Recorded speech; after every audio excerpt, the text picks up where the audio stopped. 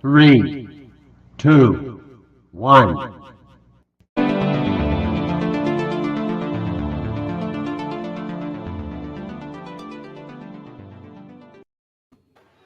Welcome to another episode of the Fantasy Football Happy Hour podcast. I am your host, Ricky Valero. On today's episode, we are going to tackle all things week 7 of the National Football League. I cannot believe that we're already 7 weeks into this season.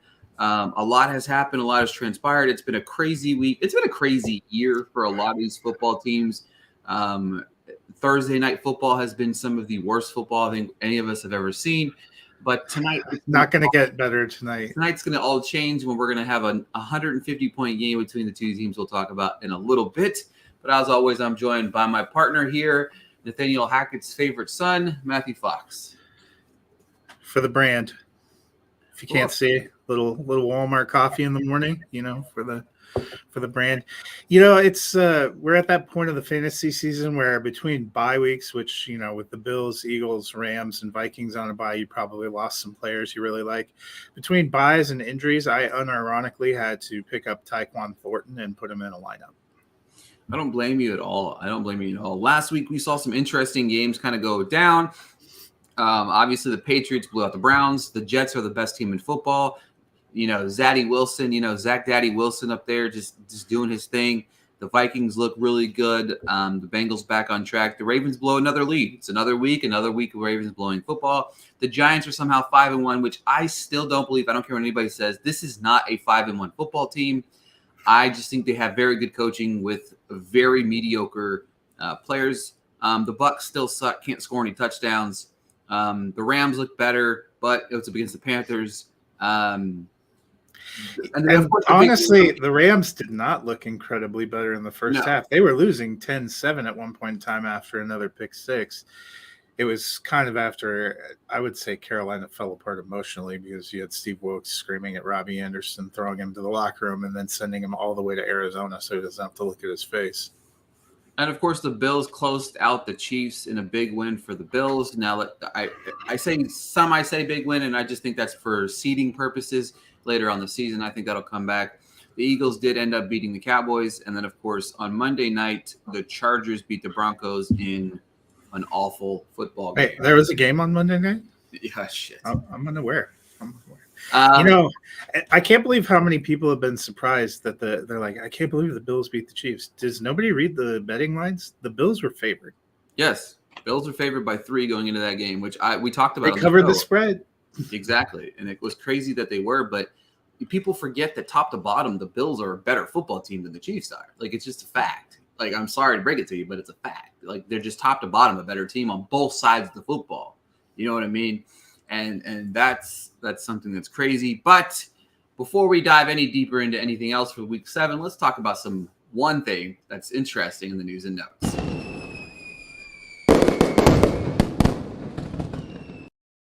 It wouldn't be a National Football League season if we weren't talking about something that Daniel Snyder did or didn't do. And, it's back to the forefront of the NFL. We've got – I don't know what this – man, I'll tell you what. This seems like a bunch of teenagers throwing fits and yelling at each other behind the scenes. And then we find out that Jerry Jones, screams at Goodell again in defense of Dan Snyder. Is anybody really surprised that some of these guys are going to defend the guys that know each other's dirt on each other? Like, this entire situation is wild to me. What about you, Fox? I think, I didn't know Daniel Snyder was such a fan of equality until he wrote that letter saying that the Snyders, indicating like how important his wife is to the organization, would not be selling. It's convenient how that popped up for him. He's an embarrassment. He needs to go. He's been an embarrassment for more than a decade. More than that, he's made his franchise that's an embarrassment.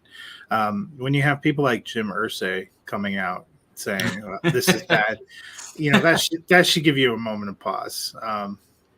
Dan Snyder spent too much time in Washington, D.C. It's time for him to bounce out. Yeah, I couldn't agree more. It's something that it's long overdue. The process shouldn't be as hard as it is. We saw a similar situation kind of go down in the NBA. You know what I mean? They did it swift actions. You know what I mean? Not swift. It took a little while for them to get through the process, but it felt like it was a smoother. It feels like the NFL as an entity, like player wise, I think runs better than just about any other league. But I feel like the behind the scenes stuff with the owners and stuff like that is ran like childlike compared to some of these other leagues. They need to put out the results of this report. Goodell keeps saying that they're going to make it public. I hope he's honest. They need to do it. But what really kind of with Sarver and Phoenix, you had players, coaches, and sponsors kind of turning on him. I think, we're going to probably need to see some, whether it's the players union, which might be the best, so that no individual player, individual NBA players hold a lot more cachet than individual NFL players, with these few exceptions, maybe like a Tom Brady and Aaron Rodgers, a couple of those guys who've been there that are at a different level. It's probably the players union's going to have to say something, but it's when sponsors start to get involved, that's usually when a lot of these things happen, sadly, because the answer to all your questions is money. I totally agree. Now it's time to move on over to Thursday Night Football.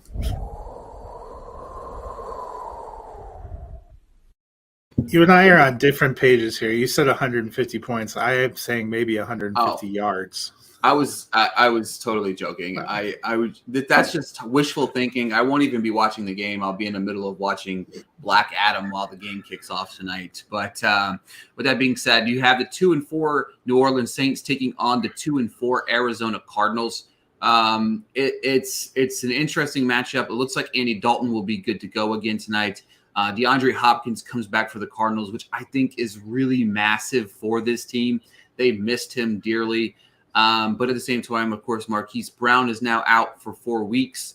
At least 4 weeks. Or at least 4 weeks. Could be longer. Of course, they do have the newly acquired Robbie Anderson in town for the team to kind of take over his spot, which, Robbie Anderson's good. I don't think that he's going to be great. But do you think he's going to be active tonight? Because he got traded Monday afternoon. It's Thursday night game. His first practice maybe was Tuesday, probably Tuesday. But I don't know if you don't do a lot of practices on these short weeks. I don't know how similar the offense is. If he is, I think maybe he just gets a few snaps just to get him acquainted with the offense. Maybe if he is active, I'm not 100% certain, but I do know that Hopkins being back is going to help some other pieces on that offense a lot. I did like what we saw out of Eno Benjamin. Obviously, he couldn't find a whole lot of running room. It's interesting to see him kind of tote the load a little bit, but I do think that he's got a very good pass catcher. I'm pretty positive Connor's not going again tonight. He's questionable, but verging on the. I'm not planning on him playing. Yeah, I know he didn't practice yesterday or Monday, but I know I think short week. It's probably smarter to keep him out another week. It's not like the Cardinals are in a playoff run anyway. But I'm sure the Cardinals are going to be the type of team to end the season with a little bit of hope. Give them 9-8, and they'll just keep Cliff Kingsbury around just for another year, just because the resurgence happened. But I honestly think they'll be lucky to get back to 9 wins, because usually they start strong to protect against the back season fade, and they have looked horrendous. The Saints haven't looked terrible with the last couple weeks. They did score, they did score the 26 last week. They scored 39 against Seattle. They scored 25 against Minnesota. They haven't exactly looked terrible, but of course, without the groundbreaking ability of their star player Taysom Hill, it looks like they're very one-dimensional if he's not going. But there's a lot of injuries on this team. What is your kind of outlook on this offense? And there's weird things I've heard. Olive's in, but then I heard he's out. No, Olave got cleared from concussion protocol. He said he was playing. I'm planning on him being in tonight. So Michael Thomas out, Jarvis Landry out, Adam Troutman. I don't know that it matters. He's out. Marshawn Lattimore, that one does matter. He is out. My friend Dennis pointed out that they have been giving up the 6th most fantasy points to wide receivers with Marshawn Lattimore, so that's not a great sign for their defense without. I think the Saints look like an older team, probably one that needs to make a decision about rebuilding. They haven't been able to figure out the quarterback position. Jameis Winston, when we've seen him, has looked more like the Jameis Winston that played himself out of Tampa Bay than the one that we were hoping to see. Andy Dalton has actually looked like a better fit for that offense. In terms of fantasy tonight, you're playing Alvin Kamara. He has been great. He's been carrying a big load on the ground, getting a lot of yards. He hasn't been getting a lot of touchdowns, so you may be missing the fact that he's also getting a lot of receptions. I think he's a much more valuable asset with the Andy Dalton, the way Dalton plays. I'm playing Olave too. He's been good when he's been in there. He's probably their best playmaker that they're going to have in a receiving core. Taysom Hill is the ultimate YOLO pick. If you are looking at a lineup that looks pretty sad and your projection shows you losing by 35 points, you put him in at tight end because he could get 3 touchdowns. He could also get you 5 points. He's the ultimate, if you need a Hail Mary, you put him in. You don't put him in if you're in a really tight game and you need a stable floor. No, I'm just being honest. I mean, he's like it's 35 points or it's 5 points. There's not a lot in between. On the Cardinals side, Zach Ertz is probably the pass catcher I feel the best about because he's been going good all season. They have chemistry. I'm staying away from the backfield. Benjamin didn't do a lot. Their running game hasn't done a lot. Kyler Murray has been their runner. Kyler Murray, you're for sure playing, because they're relying on him to do everything. I also still like D-Hop. I think he's going to come in and have a good game. I'm not convinced Robbie Anderson's active. Even if he was active, I need to see him do it for 2 or 3 weeks before I believe that he's capable of producing in this offense, because I think we've seen with the Cardinals, they can support 1 or 2 pass catchers a game. Early in the season, Greg Dortch looked great. As soon as Rondale Moore became healthy, Greg Dortch disappeared and Rondale Moore became. So I think it's still going to be Rondale and D-Hop for the time being because Marquise Brown is out. But when you start adding other players into the mix, the ones I feel the best about are Kyler Murray, Ertz, and Hopkins. Yeah, it's definitely going to be an interesting night. I'm hoping to see, like I said, I'm not going to catch most of the game, but I'm hoping that at least we get some scoring. I don't really have any fantasy relevant players on either of my teams going tonight, so that just makes me happy. I never like playing players on Thursday nights anyway, so I have a healthy exposure to Olave and a couple of DeAndre Hopkins that I'm excited to put back in the lineup. Just makes me remind myself that I need to go set my lineups. I keep forgetting to go to sleeper and do that sometimes. But with that being said, I'm taking the Cardinals. Oh, yeah, I forgot the picks. I'm taking the Cardinals, too. I think the Cardinals win. I think they get slightly back on track. People get, motivated about them, and then next week they probably lose by 50. I don't even know who they're playing yet, but they'll probably lose. With 4 of the best teams in football on the back burner, what does Matthew Fox have to say about this week's game? Let's take a listen to his Max Games of the Week. Yeah, and it's an interesting schedule. To be honest, the primetime games, none of them are very good this week. You already mentioned Thursday night. Sunday night I'll get to in a minute. But Monday night game is the Bears at the Patriots. So after a run of some really good national primetime games, aside from the ones involving Denver, we didn't get blessed this week. But in the early window, there's a couple of interesting matchups. The one I'm going to highlight is the Indianapolis Colts 3-2-1 at the Tennessee Titans 3-2. The Titans beat the Colts earlier this season. If they sweep them, that gives them not only back into first place, but that big tiebreaker chip.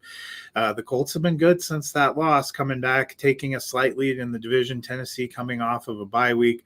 Be interesting. Indianapolis finally seemed to get that pass offense going last week if they can keep it going. The late window actually has 2 fantastic games.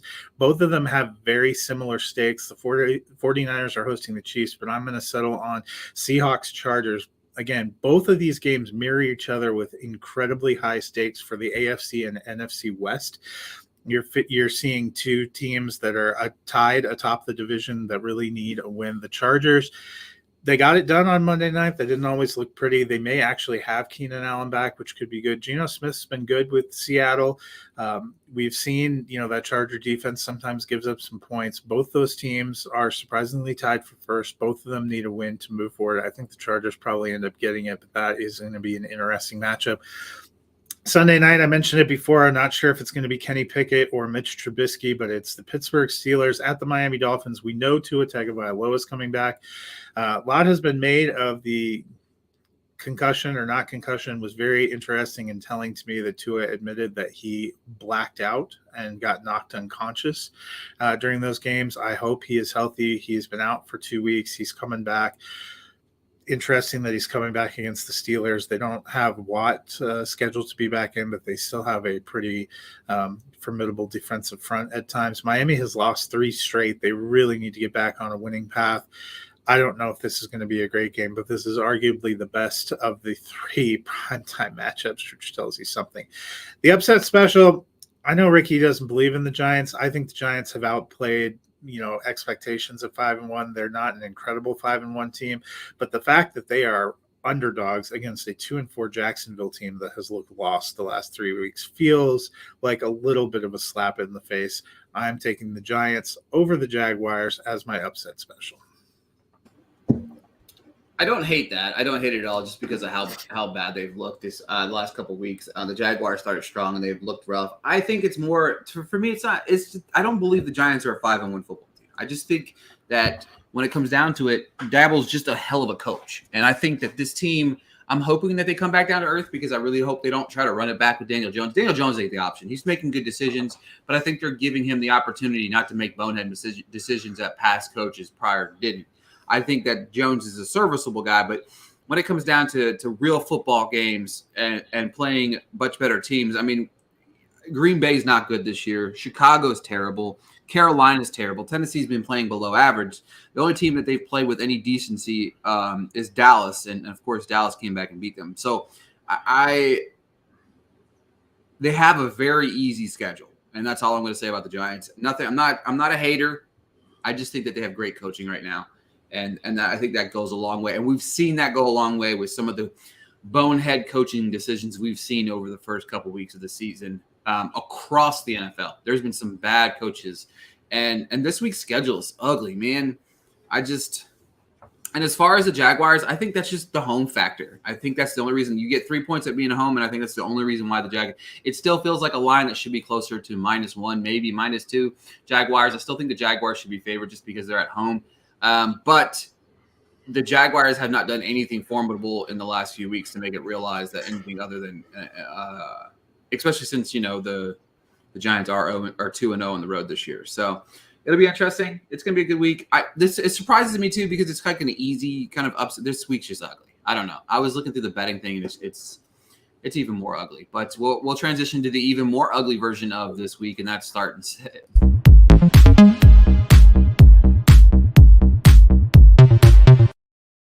I can only do one arm. That was kind of hurting my other arm. Wait, we can do one arm to match. There you we have go. one. There we go. Wait, no, I do need this. Yeah, you need to There go. you go. Yeah, there we go. There we go. That's hard. You got to see the reverse. Yeah, exactly. It's hard to do it. I mean, it is.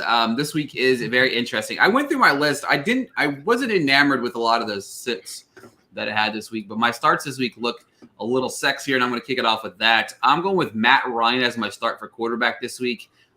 Desperation play, obviously, but we're talking about Josh Allen, Matt Stafford, Kirk Cousins, Jalen Hurts are all out this week. And I feel like last week, maybe Matt Ryan is going to start throwing a little bit better. He did throw the ball 58 times last week. He did have 3 touchdown passes, close to 400 yards.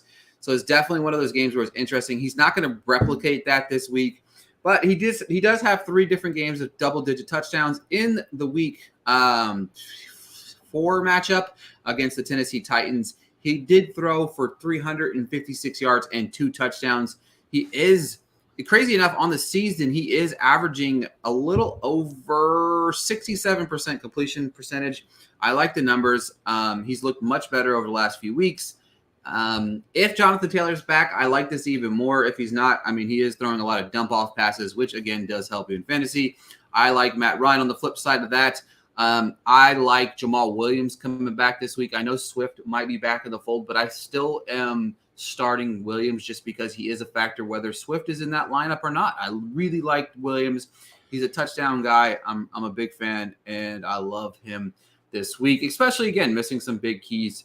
Going back to the Colts, I like Michael Pittman Jr. this week. He's had 5 catches in back-to-back weeks. He obviously had 13 for 134 last week. He's had a really strong season.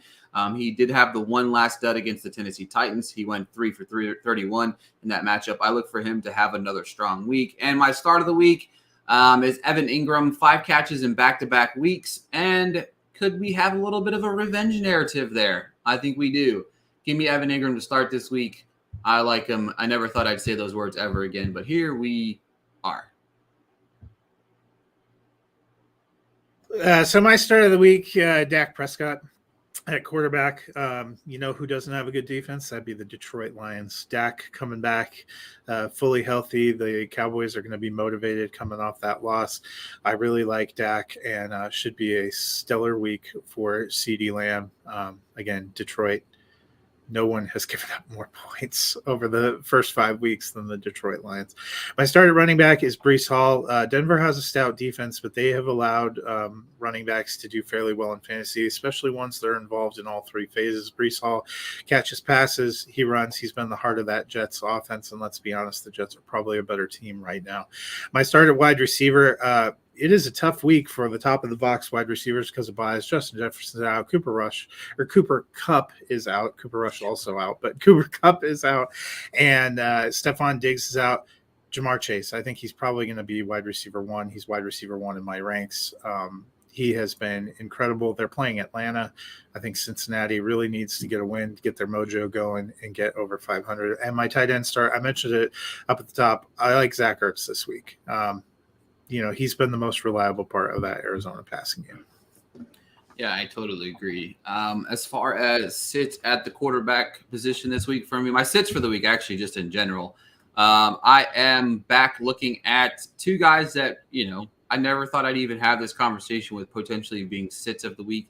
My first being Russell Wilson. I don't know. I mentioned him last week as my start, and then of course I don't know. I hate fantasy football. I hate everything about fantasy football. And then another guy that I really hate right now is Najee Harris, which is just not getting the ball rolling as much as anybody would hope that drafted him when they drafted him. I think a lot of what his inability to get things going has to do with the quarterback position. He did find the end zone last week on a little bit of a touchdown catch, but the Dolphins, I think this game's going to be, I don't know, man. I think with Tua coming back, this offense, this could be a lopsided game, which kind of scares me because, when Tua was healthy, this offense was clicking on all cylinders, and the Steelers are banged up, even though they do have a strong front defensive line. I do look for the Dolphins to get back on track, especially being 7-point favorites this Sunday, which is also a high number for a team that's struggling, even with Tua coming back. And, that's all I got for my sits this week. I couldn't find a receiver I didn't like because there's just so many receivers. What do you got? Hit me with a good one. So my sits, taking out Russell Wilson.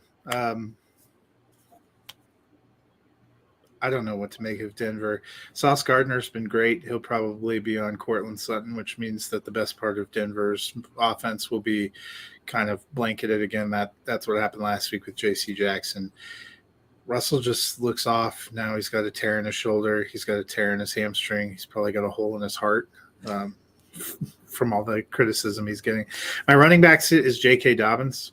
We've been waiting for him to spring into action.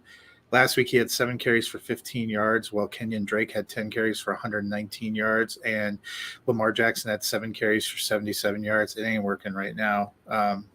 I've enjoyed the talent, but it just, he's on like the Cam Akers path right now, which is really kind of depressing. My wide receiver sit, Curtis Samuel. He started the season on fire.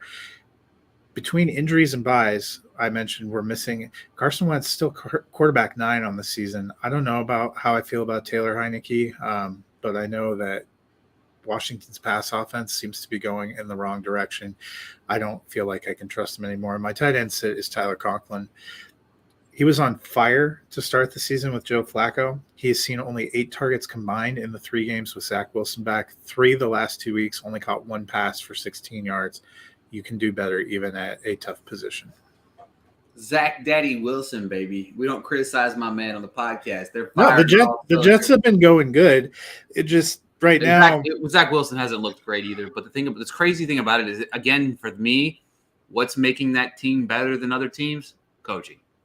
Yeah. We talked about Robert Saleh. I like Saleh a lot. I think he's going to do big things. I think that team's full of potential.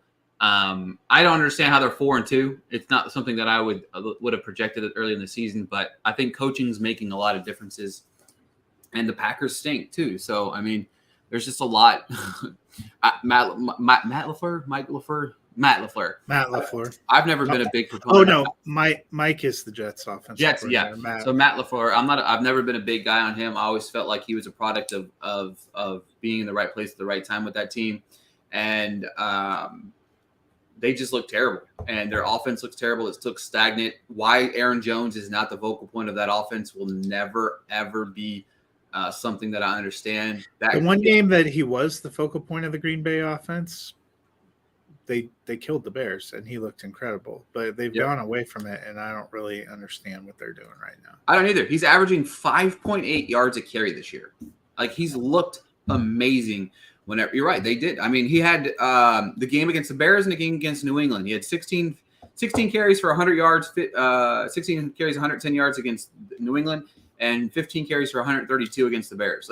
And other than that, it's been he had 9 carries last week against the Jets. Somebody explain that to me like I'm 5. I don't understand. Even whenever he's not getting a lot. I mean, last week was his first game that he struggled really bad. He did against the Bucs too, but the Bucs have a stout run defense, and the Jets look good on defense too, but I don't understand it. Matt LaFleur should be fired. I'm just firing everybody right now. Everybody should be fired. So, I think Matt LaFleur will be okay. Oh, he'll be fine, but I just think that team, once Rodgers leaves, is going to be – they need to get a new identity. The fact that Deshaun Jackson came out and said that he would have signed with only 2 teams, and one of them was the Packers, and the Packers didn't reach out. I'm not saying Deshaun Jackson has anything left in the tank, but he's probably better than half the receivers they got on that team. So I don't know about that. The last thing they need is another aging receiver that's going to play a quarter and go out with an injury. They need to bring in Odell. I think the Packers should sign Odell. I've been on that bandwagon since last year, but I know he's not 100% healthy yet. But when he does get healthy, they need to be on the market there, especially if they're going to pretend to be playoff contenders, which it's interesting to see the Vikings do their thing. As long as the Vikings don't do Vikings things, I think the Vikings should win that division with ease. So I think next week's week 8, maybe Fox and I will dive a little bit deeper into maybe our first half thoughts and kind of look into the second half, and maybe we'll spruce things up with some playoff predictions if we need to alter any of them, because some of the teams that I thought were going to be looking really good have not been. Hey, we nailed Buffalo and Philadelphia. I still feel great about that. I feel great about Philadelphia. I felt great about changing my division winner, and I had them making it. We both had them making it to the NFC title game. So yeah.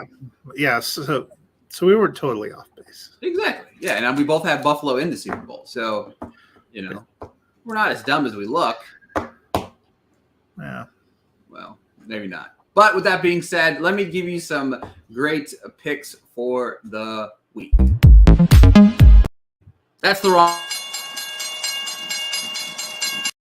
What's going on, guys? Everybody, I had an interesting week last week. I battled back and forth with some of the wins and losses.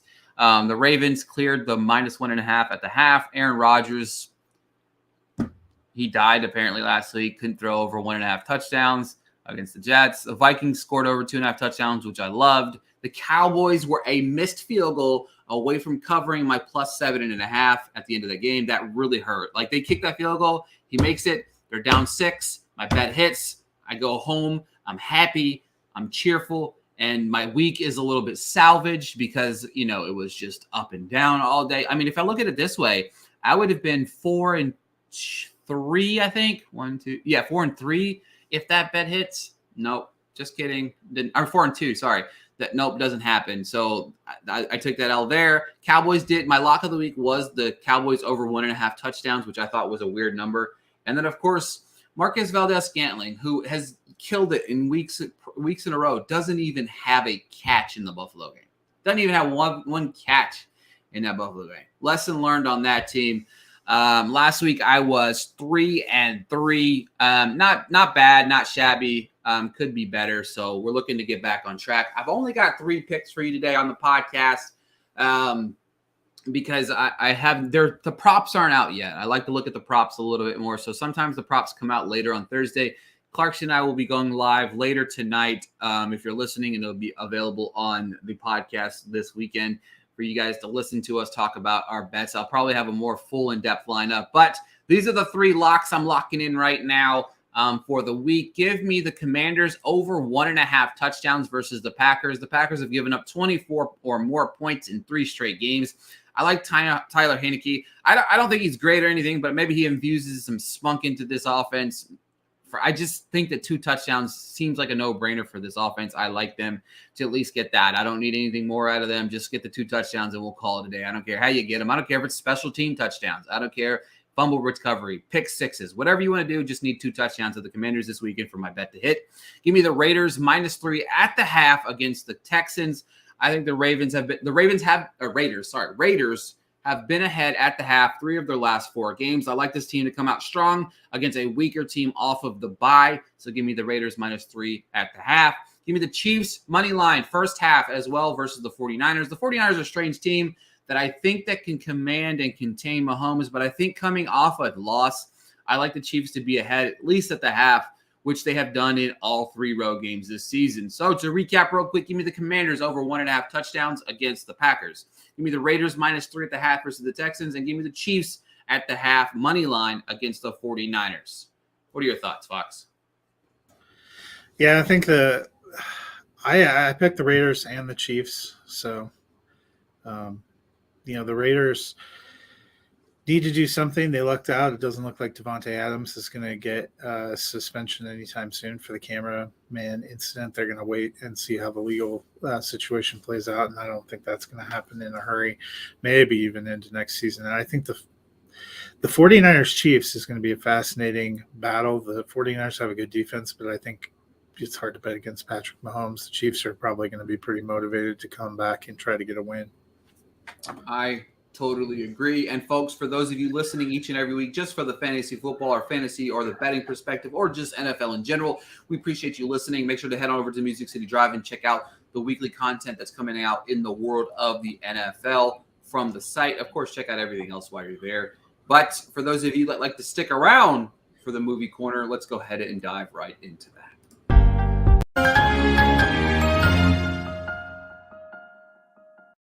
My mouse let me down again by moving. Almost hit the wrong button quite again. But with that being said, folks, there is a big list of movies that are set to come out this weekend. Some of these will be playing in your area. Some of these may not. But the 2 big ones coming out will be playing in theaters worldwide. And that's Black Adam and Ticket to Paradise. Over on Prime Video, you have the Peripheral? The Peripheral. Peripheral. There we go. My English is just great today, guys. And then, of course, you have Triangle of Sadness, which is limited to release this weekend. It's not going to be available in a whole lot of theaters, but a lot of art houses are showing it.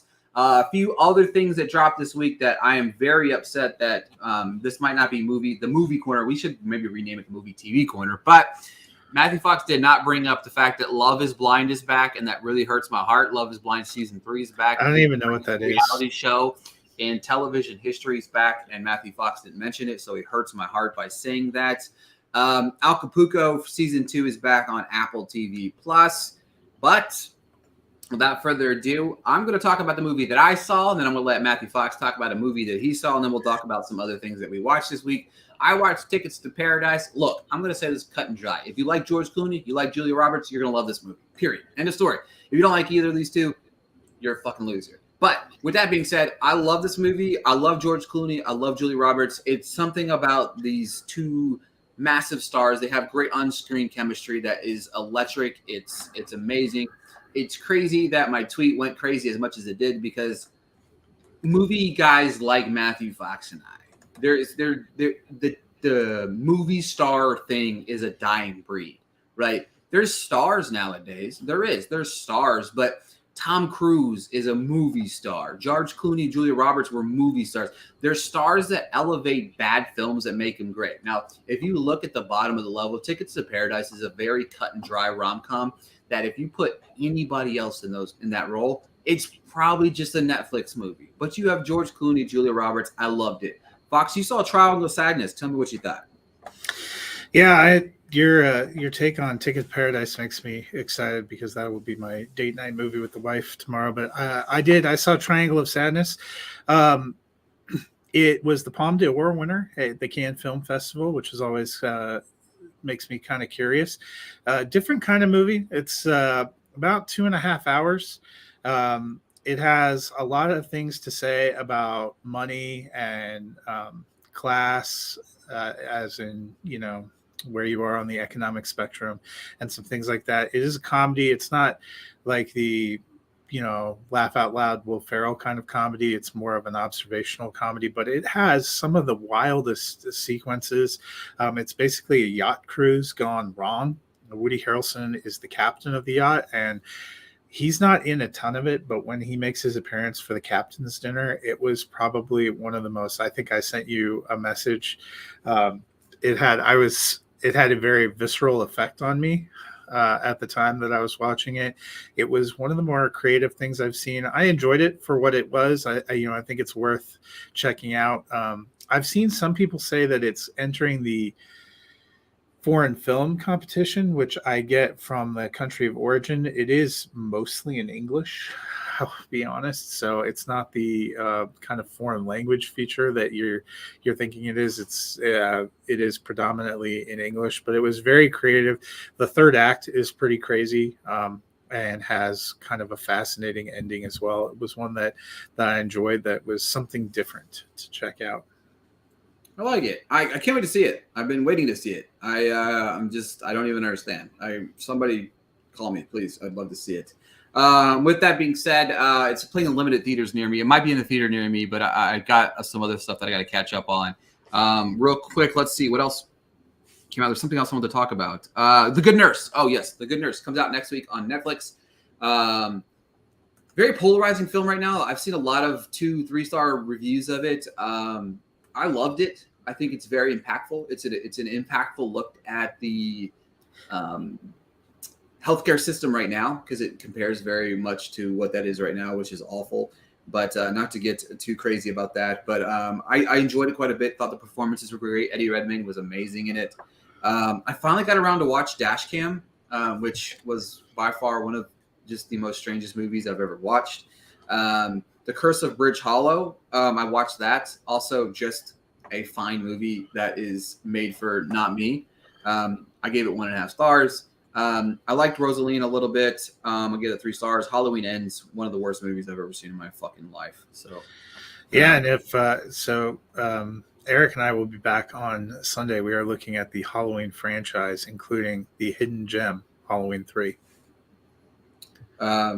Yeah, I look forward to checking that out. I'm with you. I did not care for Halloween Ends, but I took it that he might have felt differently. So I'll be curious too. I'm curious too, because he did reach out to me about writing a review with a positive perspective on it. And no offense to anybody that liked that movie, but I don't think there's anything good about that movie. So it's one of the worst movies of the year. It's in my bottom 5. It will stay in my bottom 5. I think what we'll do next week, I'm excited about this. I think because we're reaching the end of the month. Yeah, next week, the 28th. So next week we will talk on the show. We will talk recapping our playoff predictions and maybe changing and altering what our playoff predictions look like. And then on top of that, I think we're going to recap our favorite movies of the first 8 months or 10 months. Fuck, man. First 10 months of the year. As well as we head into award season. It's that time of year. We're busy. We're booked. We're booked and busy. Matthew Fox said this off the air before we got on the air, that having movie award season at the same time as football season is very, very stressful for us too. So it's a lot. It is a lot and especially since award season's back to the normal award season. Like, I know the critic groups that I'm a part of, my voting is due on one of them. The Hollywood Critic Association, our ballots are due like December 3rd. So we're booked and busy right now, ladies and gentlemen. So it's like I'm going to see 2 movies today. I got a movie on Sunday. Like we're moving, whether it's in front of a computer, at home, in the theaters, we're booked and busy right now. And then, of course, football is going on 4 days a week. So 3 days. At least. 3 days. At least 4 days a week. I can't. I'm done here. 3 days a week. Yeah. And the podcast.